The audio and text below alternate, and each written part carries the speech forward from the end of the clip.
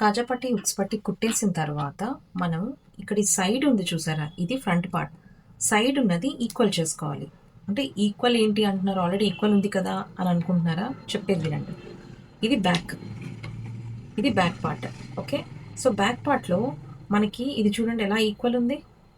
Okay, front పార్ట్లో ఏంటంటే మనం క్రాస్ పీస్ ఇవన్నీ యాడ్ చేసిన తర్వాత ఇలా ఈక్వల్ రాదు, కొంచెం ఎక్కువ అన్నా వస్తుంది లేదా తక్కువ అన్నా వస్తుంది. సో మనం ఏం చేస్తామంటే ఈజీ పద్ధతిలో ఇప్పుడు ఇది ఉంది చూసారా బ్యాక్ది, ఈ రెండు పెట్టేసి ఇట్లా చూసుకొని కాజాని వదిలేసేయండి.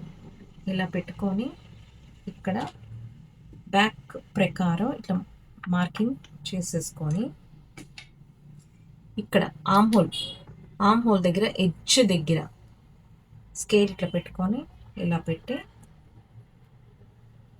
డ్రా చేసుకోండి.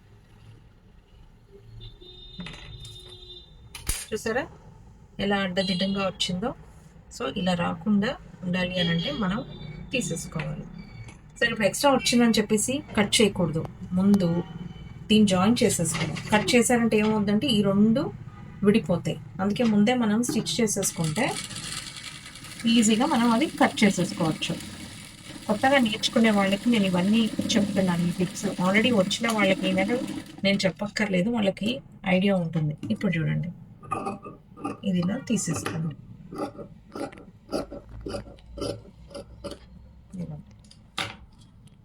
ఎందుకంటే ముందే కుట్టుకున్నాం కాబట్టి మనం కట్ చేస్తున్నాం, ఎలా ఉంది అలాగే ఉంటుంది. కాజా ఉంది కాబట్టి కాజాని వదిలేసి తీసుకోవాలి. ఇది హుక్స్ పట్టి, అది అయిపోయాక హుక్స్ పట్టిని కూడా ఈ రకంగా మెజర్ చేసేసుకోండి.